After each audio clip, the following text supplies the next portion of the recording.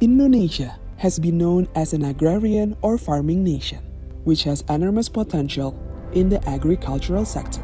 There are around 27.2 million households, or 108 million people in Indonesia who depend their livelihoods on the agricultural sector. The agricultural sector plays a huge role in the nation's economy. Therefore, it is important for all of us to have a serious awareness of food security. In March, the World Food and Agricultural Organization, or FAO, has warned countries around the world about the potential of a world food crisis due to the COVID-19 pandemic. There's a disruption in labor activities. The food supply chain is also affected. As a result of the restriction policies in a number of countries, all of which can have an impact on food availability and also soaring food prices. Even FAO also predicts if countries around the world are not prepared or late in anticipation, then the food crisis could begin to occur in May or June this year. Even worse, we might not be able to rule out the possibility that the crisis will continue for the next 2 years while the world situation is recovering to normal. Regarding the urgency of agricultural development in Indonesia, the Indonesian government through the Ministry of Agriculture become more driven to continue programs that can actualize food security in our country.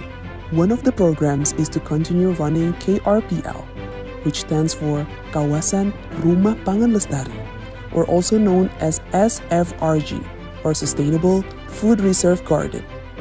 Kawasan Rumah Pangan Lestari has been running since 2010 and until 2019. This program has impacted around 23,000 villages in Indonesia. And in 2020, Kawasan Rumah Pangan Lestari has been transformed into a sharper and fresher program, Perkarangan Pangan Lestari, or P2L.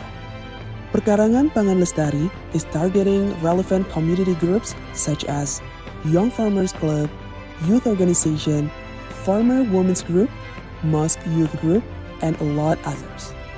Some approaches taken through Perkarangan Pangan Lestari program include sustainable agriculture, local wisdom, community service, and related to market orientation.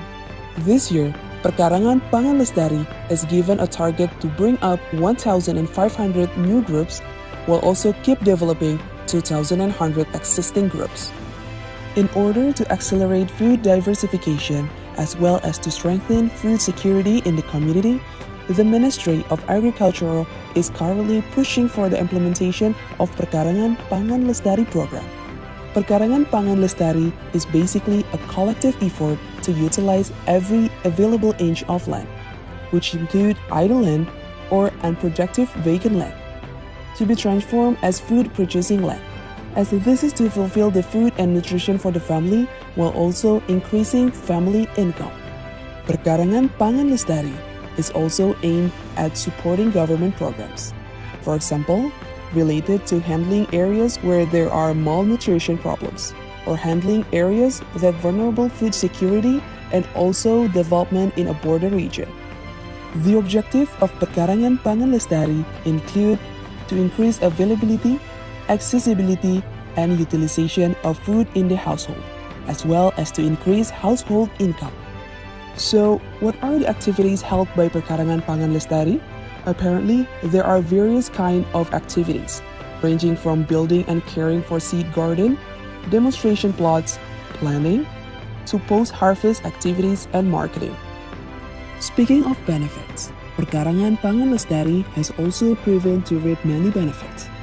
It provides a variety of healthy and nutritious food sources for families. It is an endeavor to diversify local food. It is also local genetic resources conservation, and certainly it can increase the family and society welfare, and decreasing the family expenditure for food, as the current cost is 750,000 to 1,500,000 rupiahs per month. Sudah banyak dimanfaatkan dan dikonsumsi oleh keluarga dan tetangga saya.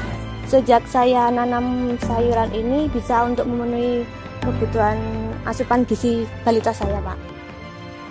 We want Perkarangan Pangan Lestari activity is able to improve the capabilities of various regions in creating and empowering food sources for the community, and at the same time to create a healthy, active, and productive Indonesia society. Because the nation's food security can actually start from our own family.